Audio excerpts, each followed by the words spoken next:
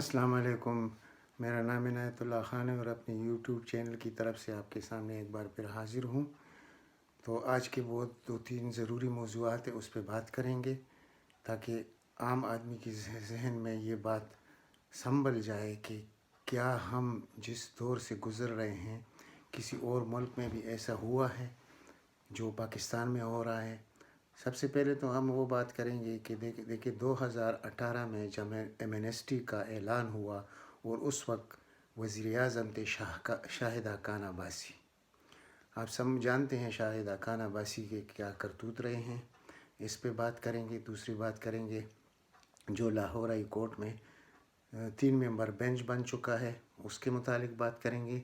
اور تیسری بات کریں گے مریم نواز کی اس سپریم ہائی کورٹ لاہور سے جو آرڈر آیا ہے کہ جب بھی آپ نے اس کو گرفتار کرنا ہے مریم نواز کو تو 10 دن پہلے اس کو اطلاع دی جائے تاکہ وہ اپنا بندوبست کرے۔ اس کا صاف مطلب یہ تو آتے ہیں پہلے جہانگیر ترین کے مسئلے پر کہ شاہدہ خان عباسی نے جب ایمنسٹی کا اعلان کیا، یعنی ایمنسٹی کا مطلب یہ ہے کہ جو کالا دھن ہے، جو بلیک منی ہے، جس کا کوئی منی ٹریل نہیں ہے اور وہ باہر ملکوں میں پڑا ہے یا پاکستان کے اندر پڑا ہے، تو اس کو آپ لوگ تھوڑے سے مطلب ٹیکس یعنی 1% 2% دے کے وہ آپ اس کو وائٹ منی کر سکتے ہیں۔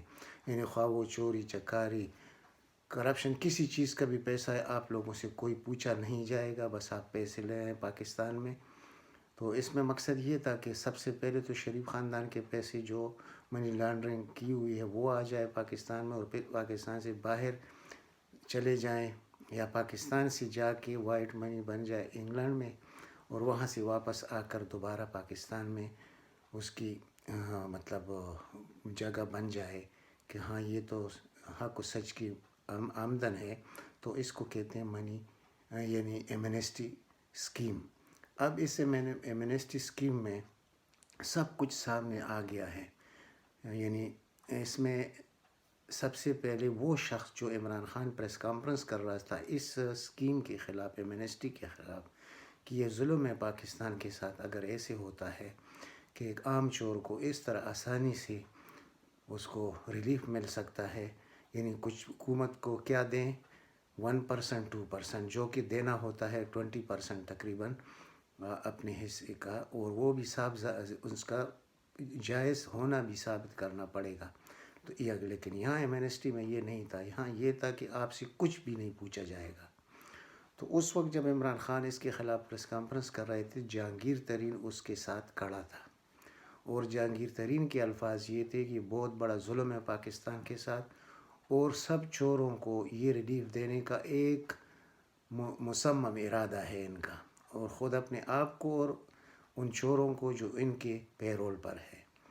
اب اس کو بیان کو دیکھیں ذرا، جہانگیر ترین کے بیان کو دیکھیں، اور اب جو جہانگیر ترین کے خلاف کیس ہو رہا ہے FIA میں، تو وہ سب کچھ یہی ہے کہ اس نے کیسے اس دوران جس وقت یہ اس کا مخالفت کر رہا تھا، اسی دوران اس کے بیٹے نے 7 ارب روپے کو وائٹ کیا، بلیک منی کو وائٹ کیا، اور یہی ایمنسٹی کے آڑ میں اس نے یہ سب کچھ کیا۔ اور اسی طرح جہانگیر ترین نے خود کیا، تو وہ کتنا ہے یہ ابھی اس کا کیس ختم ہونے پر سب آپ کے سامنے سب کچھ نظر آ جائے گا۔ یہ جو ابھی انہوں نے اتنا بڑا فساد پیدا کیا ہوا ہے کہ یہ 30 ممبر میرے ساتھ ہے، یہ 50 ممبر میرے ساتھ ہے، اور میں چاہوں تو عمران خان کی حکومت کو اس طرح گرا دوں گا۔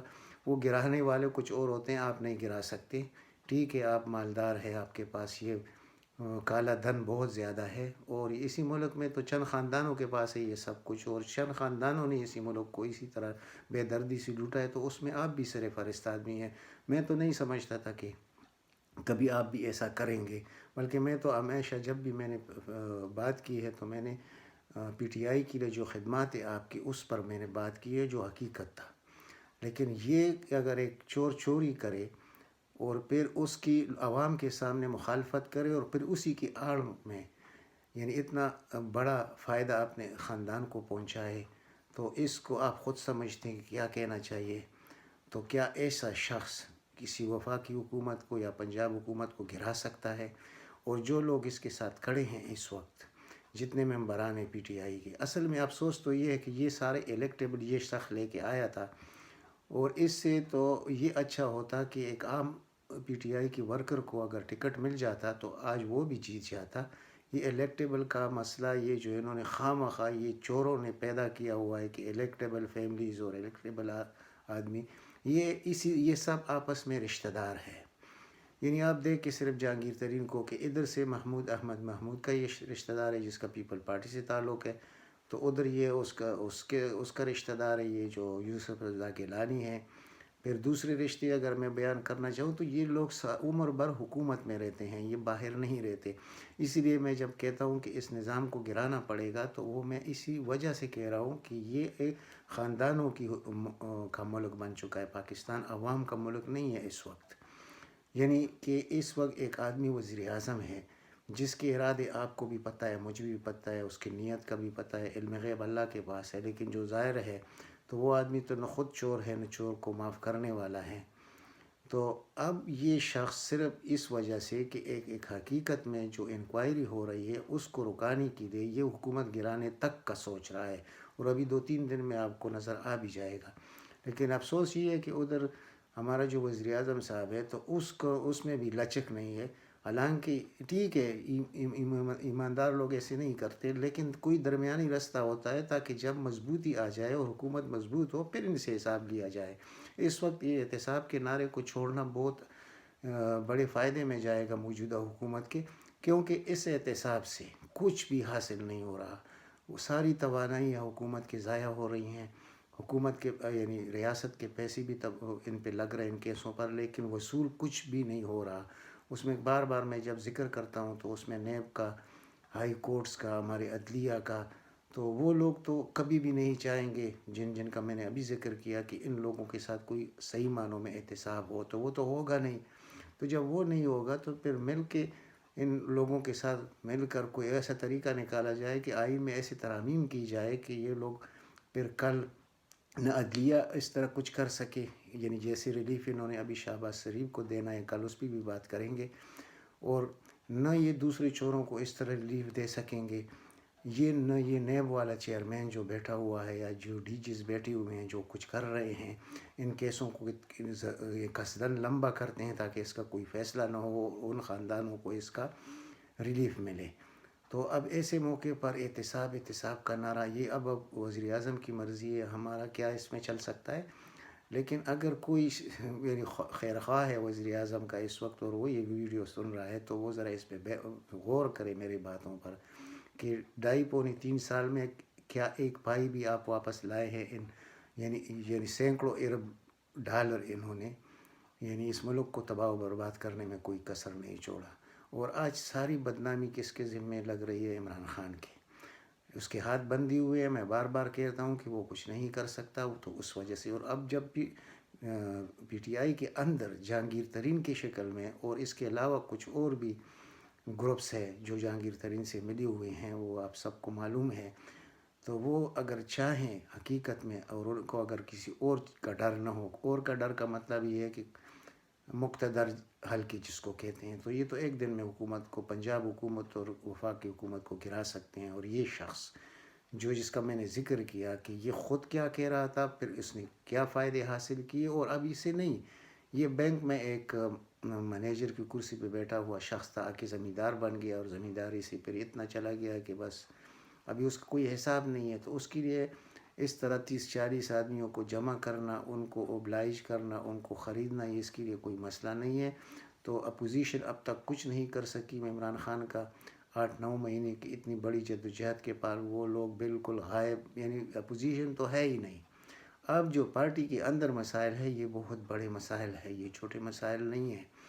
اور یہ کن کی وجہ سے ہے، میں نے کتنی دفعہ ان لوگوں کا ذکر کیا کہ وہ کیا چاہتے ہیں اور خود اپنے لیے کیا سوچ رہے ہیں. عمران خان کے کیا وہ دوست ہے یا دشمن ہے؟ انہوں نے اس دشمنی کو اور بھی بڑھا دیا ہے. میں یہ نہیں کہتا ہوں کہ جہانگیر ترین کو معاف کیا جائے. جہانگیر ترین کی میں نے اصلیت آپ کے سامنے رکھ دی کہ ایک شخص جس کو کہتے ہیں نا ڈبل سٹینڈرڈ والے لوگ، یا زمانی الفاظ استعمال کرے تو ایک طرف مسلمان بہت حق والے بنتے ہیں، تو دوسری طرف جو کرتے ہیں وہ کچھ اور ہوتا ہے. تو وہ اپنے وہ جو پیرس کانفرنس کی بات میں نے آپ کے ساتھ ابھی کی ہے تو اس پر ذرا غور کرے، اور وہ میں اپنے پلے لسٹ میں ڈال دوں گا، وہ آپ دیکھ سکتے ہیں اس کا وہ بیان جو عمران خان کے ساتھ کڑا ہے۔ تو اس کا میرا مطلب یہ نہیں کہ جہانگیر ترین کی میں کوئی حمایت کر رہا ہوں، لیکن ایک چیز کی میں حمایت کرتا ہوں کہ ان چوروں میں، یہ تو ہے سب چور، ان میں سے اگر کسی کی قربانی ہے پی ٹی آئی کے لیے تو وہ جہانگیر ترین کی ہے، لیکن جہانگیر ترین کی اس قربانی کا یہ مطلب لیا جائے کہ اس کے کیسوں کو ختم کیا جائے۔ میں ختم کرنے کی بھی بات نہیں کر رہا، میں کہتا ہوں اس وقت اس پورے احتساب کو روکا جائے تاکہ حکومت اپنی جگہ مضبوط کھڑی رہے، اور اس میں پھر پیپل پارٹی کو تو صرف اشارہ کافی ہے کہ وہ آئے اور حکومت کے ساتھ مل کر جو حکومت چاہتی ہے وہ کریں گے۔ ان کے اتنے بڑے بڑے کارنامے ہیں کہ وہ کبھی اس سے بچ تو نہیں سکیں گے۔ خدا نخواستہ اگر آج عمران خان کی حکومت چلی بھی جائے تو کیا یہ لوگ بچ جائیں گے؟ اور کیا انتخابات اس ملک میں ہوں گے؟ یہ نہیں ہوگا انشاءاللہ، پھر کچھ اور ہوگا، اور اس کا مطلب پھر ایسے ہوگا کہ یہ لوگ، ان کی چیخیں آسمانوں تک پہنچتی رہیں گی، اور پھر ان سے حساب لیا جائے گا۔ یہ آئین اور قانون کے اندر رہتے ہوئے موجودہ نظام میں یہ چیزیں ممکن نہیں ہیں۔ میرا مطلب تقریباً آپ سمجھ چکے ہوں گے، لیکن انشاءاللہ اس وقت بھی عمران خان ہی ہوگا۔ جو کچھ کرنے والے ہیں ان کے لیے عمران خان کی ضرورت ہے۔ آپ صرف یہ نہیں ہے کہ عمران خان پاکستان کے اندر لوگوں کا ایک لیڈر ہے، وہ بیرون دنیا کے لیے بھی اس کا فیس چاہیے۔ اس کے علاوہ کوئی کام بات کر سکتا ہے؟ ہمارے اس پورے ملک میں کوئی ایسا شخص ہے جو بین الاقوامی فورم پر کھڑا ہو کہ پاکستان کا اس طرح کوئی دفاع کر سکتا ہے، یا اس طرح وہ اپنی بات دوسروں کو سمجھا سکتا ہے؟ یہ تو ہے نہیں، ہمارے مقتدر حلقوں کے پاس ایسا شخص نہیں ہے، تو اس کے بغیر تو نہیں ہوگا۔ اللہ اس کو زندگی لمبی کرے۔ یہ لوگ اب اگر وہ حکومت میں ہو یا نہ ہو، ان کا بچنا عمران خان کے ہاتھوں یہ ہوگا، جو کچھ بھی ہوگا۔ لیکن اس وقت میں یہ چاہتا ہوں کہ یہ بجٹ پاس ہو، کیونکہ اگر یہ لوگ بجٹ کے دوران غائب ہو جائے، کچھ بھی نہ کرے، یہ جو جہانگیر ترین کے ساتھ کرے، تو دونوں حکومتیں گر گئی، پنجاب اور مرکز کی۔ تو اس لیے ہم بار بار کہتے ہیں کہ تھوڑا سا احتساب سے پیچھے ہٹے، اور اس ہٹنے میں اس قوم کا فائدہ ہے، اور عوام کا فائدہ ہے، اس ملک اور ریاست کا فائدہ ہے۔ وہ اس لیے کہ ہمیں بار بار تو عمران خان نہیں ملے گا، اس ملک میں ہے کون اس کے علاوہ؟ تو اگر اپنی ہی ضد کی وجہ سے اس طرح وہ کڑا رہا، اپنی ضد پہ قائم رہا، تو پھر تو مشکل ہوگا۔ یعنی یہ نہیں کہ میں 100% شیور ہوں کہ حکومت گر جائے گی، یعنی یہ لوگ اس طرح کر لیں گے، ان میں اتنی طاقت ہوگی، تو میں وہ بات نہیں کر رہا۔ لیکن میں صرف یہ کہنا چاہتا ہوں کہ اب ہمارا ملک ٹیک آف کی پوزیشن میں آ چکا ہے، ہماری معیشت بہتری کی طرف جا رہی ہے، ڈالر گر رہا ہے، روپے کی قیمت میں اضافہ ہو رہا ہے۔ یہ بہت بڑی باتیں ہیں۔ یہ جو چند چیزیں ہیں کہ چینی نہیں ہے تو گھی کا یہ مسئلہ ہے، آٹے کا یہ مسئلہ ہے، یہ معمولی چیزیں ہیں۔ یہ حکومت اپنی طرف سے بھی عوام کو جیسے کوشش کر رہی ہے، الحمدللہ وہ ہو رہا ہے کہ عام آدمی تک اپنی، یعنی آپ صرف یہ دیکھ لیں کہ 10 لاکھ کا ایک جو ہے صحت کارڈ وہ مل رہا ہے ایک خاندان کو، تو آپ خود اندازہ کریں کہ جس خاندان کے پاس 1000 روپے نہ ہو اور اس کے اکاؤنٹ میں 10 لاکھ روپے آئے کہ اس کے صحت کارڈ کے لیے، کہ یہ اس کے خاندان کے لیے جو آدمی ہوگا یہ مفت ہے، یہ حکومت واپس نہیں دے گی یہ پیسے، تو اس سے بڑھ کر کارنامہ اور کیا ہونا چاہیے؟ یہ جو باقی آرٹیفیشل چیزیں ہیں مہنگائی کی، جس سے عام آدمی بہت کرب میں مبتلا ہے، تو اس کو ٹھیک کرنے کے لیے حکومت اپنی طرف سے تو سارا کچھ کر رہی ہے، لیکن مافیاز جو بار بار یہ لفظ میں بھی استعمال کرتا ہوں، آپ لوگ بھی کرتے ہیں، حکومت بھی یہ لفظ استعمال کر رہی ہے، تو وہ تو ایک حقیقت ہے۔ وہ چیزوں کو غائب کرتے ہیں، ذخیرہ اندوزی کرتے ہیں، اور جس چیز کی قیمت مطلب 70 روپے کلو چینی ہو، 80 روپے، تو مارکیٹ میں 120 سے کم کی نہیں ملتی، لیکن لوگ، ہمارے حافظے بھی بڑے کمزور ہیں۔ یہی چیز اس سے پہلے نواز شریف کے دور میں 2 دفعہ ایسی ہوا کہ 140 تک بھی کلو پہنچا، پیپل پارٹی کے دور میں بھی ہوا۔ تو یہ جو مافیا ہے شوگر کا، یہ اتنا بڑا مافیا ہے کہ اس پر جو اس نے عمران خان نے ہاتھ ڈالا ہے، کوئی معمولی ہاتھ، یہ چھوٹے دل والا یہ کام کر نہیں سکتا۔ پھر انرجی مافیا، یعنی سینکڑوں ارب روپے وہ لوگ 1 سال میں جن کا کوئی حق نہیں بنتا وہ اپنے جیبوں میں ڈال لیتے ہیں۔ اسی طرح آپ دوسرے جو ہے آٹا مافیاز کو دیکھ لیں، یہ کیا ہے، یہ کیا ہو رہا ہے اس ملک کے ساتھ۔ تو پھر یہ سارے اتنے حالات، بدترین حالات کے ہوتے ہوئے بھی ہماری روپے کی قدر میں اضافہ ہو رہا ہے، ہمارے قرض بیرونی جو ڈیپسٹ تھا وہ تقریباً ختم ہو چکا ہے، اور بھی بڑے چیزیں کی طرف جو ایکسپورٹ ہے وہ کامیاب ہو گئی ہے تقریباً، اور امپورٹ کا بل نیچے گر رہا ہے۔ تو اس سے بڑھ کر اور کیا کارنامے ایک شخص کر سکتا ہے؟ اور آپ ڈیموں کا صورت دیکھ لیں کہ ابھی 2-4 سال بعد آپ کے پاس یعنی سستی بجلی آپ کو موصول رہی ہوگی، تو آپ دیکھیں کہ یہ ایک دن میں تو سب کچھ نہیں ہوتا، لیکن کرنے والے جو پہلے تھے، یعنی ایوب خان نے 10 ڈیم بنائے تھے، تو ایوب خان کو 50 سال ہو گئے، اس کے بعد ایک ڈیم مجھے کوئی بتا دے کسی نے بنایا ہو۔ اب یہی ایک ہی شخص ہے کہ یہ سب کچھ کر رہا ہے، اور پھر یہ ہمارے موسمی حالات بدل رہے ہیں، یہ پاکستان کے لیے بہت بڑی تباہی ہے، اور ان 8 ممالک کے خطرناک ممالک جس کے موسمی حالات بدل رہے ہیں، اس کو ٹھیک کرنے کے لیے کون سا شخص ہے جو یہ کام کر رہا ہے کہ 1 ارب درخت اس نے کے پی کے میں پہلے لگا دی، اب دوسری بھی لگ رہے ہیں، اور پاکستان ٹوٹل میں 10 بلین ٹریز کا جو سونامی کا نام دیا گیا ہے، اور وہ لگ رہے ہیں۔ اگر کوئی یعنی بغض عمران میں اختلاف کرے گا اس چیز سے کہ یہ نہیں ہو رہا، تو وہ اپنے آپ کو، اپنی ایمان کو ضائع کرنے کی کوشش کر رہا ہے، اور یہ حقیقت میں یہ سب کچھ ہو رہا ہے۔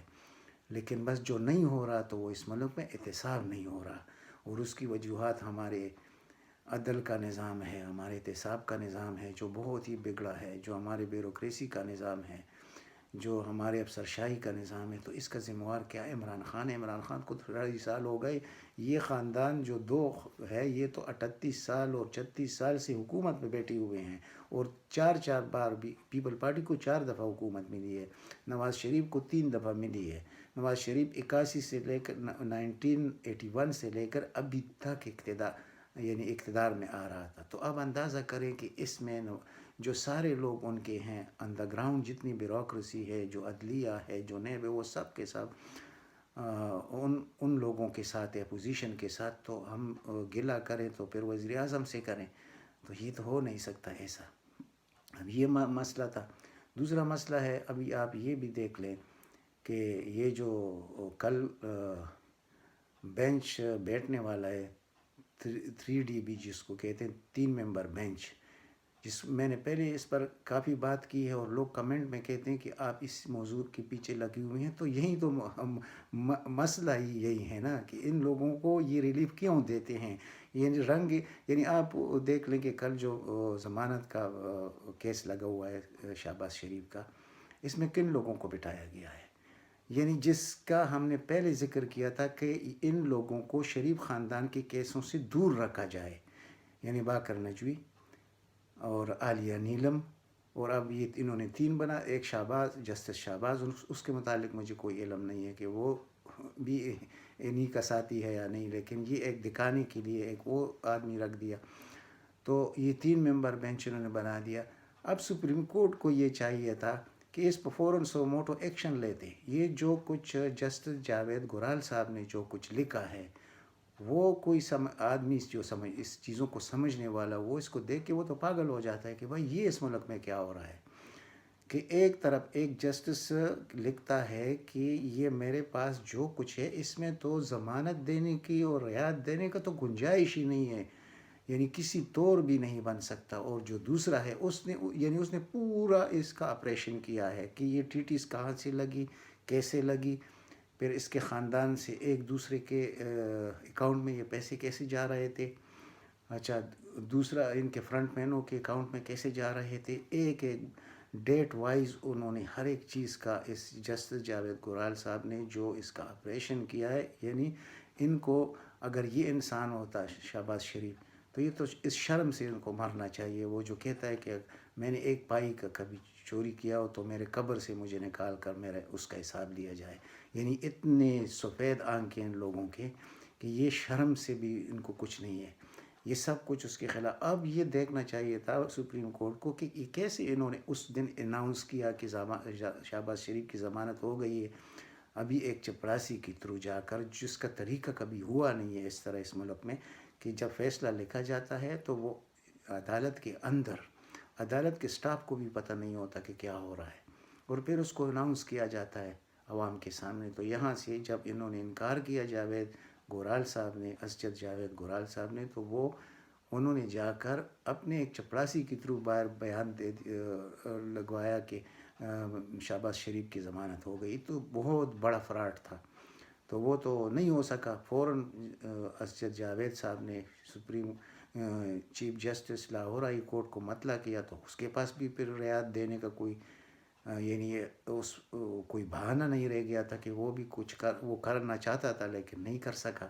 اب 3 ممبر بینچ بنا دیا، لیکن یہ 3 ممبر بینچ آپ کل دیکھ لیں گے۔ اگر کل نہیں ہوا، یہ بہت زیادہ ہائی لائٹ ہوا یہ کیس، تو شاید کل نہ ہو تو ہفتے بعد اس کو دے دیں گے، ہفتے بعد نہ ہو تو دوسرے ہفتے اس کو ضمانت دے دیں گے کسی ٹیکنیکل گراؤنڈ پہ، جیسے اس نے لکھ دیا تھا۔ دوسرا جو سرفراز ڈوگر ہے اس کیس میں، جس نے اختلاف کیا اسجد جاوید گورال کے ساتھ، تو اس نے تو لکھ دیا کہ یہ 70 سال کا ہے اور یہ کینسر کا مریض بھی رہ چکا ہے، اپوزیشن کا لیڈر ہے، تو اس کو ضمانت ملنا چاہیے۔ بھائی آپ یہ کیا کرتے ہیں؟ آپ جو کیس ہے اس پہ بات کریں، تو اس تک وہ آیا ہی نہیں ہے۔ تو کیا یہ سپریم کورٹ نہیں دیکھ رہا ہے یہ سب کچھ؟ اور مجھے تو چیف جسٹس آف پاکستان سے بہت بڑی امیدیں ہیں، اور اس کے بعد جو آنے والا ہے، لیکن افسوس کہ اس کا بھی تھوڑا سا عرصہ ہے، اس کا رہ گیا، اور اس کا بھی مطلب کتنا ہوگا، سال ہوگا، سال سے زیادہ تو اس کا بھی ٹینیور نہیں ہے۔ تو اب پھر اس کے بعد جو آنے والا ہے، اور جو روز اس ایک سیاستدان بنا ہوا ہے جسٹس قاضی فائز عیسیٰ، خدا نہ کرے اگر یہ بھی ہو گیا تو اس کے بعد تو اس ملک کے لیے کوئی بھی میرے خیال میں سوچے گا بھی نہیں کہ یہ کوئی ریاست ہے۔ اس کو وہ بنانا اسٹیٹ کا مثال اس کا بن چکا ہے تقریباً، اور پھر تو مکمل بن جائے گا۔ تو اب آپ لوگ خود سمجھے کہ میں کیا کہنا چاہتا ہوں۔ دوسری بات ہے لاہور ہائی کورٹ کے چیف جسٹس کا جو وہ آیا ہے آرڈر کہ مریم نواز کو جب گرفتار کرنا ہو تو 10 دن پہلے اس کو اطلاع دی جائے۔ یعنی آپ دیکھیں ان لوگوں کا طریقہ کہ پہلے مریم نے کیا کیا، وہ جا کے اس نے نیب کے آفس پہ حملہ کیا پتھر اٹھا کے، اور نیب والوں نے پھر دروازے بند کر کے کہا کہ آپ ابھی چلی جائے، کسی اور دن آپ کو بلا لیں گے۔ جب وہ دن آ گیا دوبارہ، تو اس میں پوری اپوزیشن نے اس کا ساتھ دیا کہ ہم آپ کے ساتھ جائیں گے۔ یعنی اس دن بہت کچھ کرنے کا تھا، لاشیں گرانے تک کا پروگرام اس میں بنا ہوا تھا۔ یعنی کہ اتنی سی یعنی ہمارے اسٹیٹ اتنا زیادہ فریجائل ہو چکا ہے کہ ایک خاتون کو گرفتار کرنے کے لیے ہمارا بس نہیں چل رہا۔ انشاءاللہ گرفتار ہو جائے گی، یہ میں آپ کو تسلی دیتا ہوں، اور ان کا یہ محل بھی گرے گا، یہ بھی آپ کو میں بتا دیتا ہوں۔ یہ وقت آنے والا ہے، لیکن اس وقت جو کچھ عدلیہ میں ہو رہا ہے، یعنی کہ 10 دن پہلے اس کو، یعنی کہ 10 دن پہلے سے وہ تیاری کر لے، اور تیاری کے بعد پھر آپ کی مجال تو نہیں ہے کہ اس کو گرفتار کر سکے، یعنی نیب کی۔ تو یہ سب کچھ کیا ہو رہا ہے؟ اب اس کو ذرا ان تینوں باتوں کو جو میں نے آپ کے سامنے کی ہے، جہانگیر ترین کی، شہباز شریف کی، مریم نواز کی، نیب کی، لاہور ہائی کورٹ کی، یہ چیزیں آپ ایک دوسرے سے لنک کریں تو آپ کو سب کچھ معلوم ہو جائے گا کہ اس ملک کا یہ جو نظام ہے اس وقت، کیا یہ اس ملک کے بیڑے کو پار کر سکتا ہے؟ نہیں، یہ بہت تباہی کی طرف لے جانے والے ہیں۔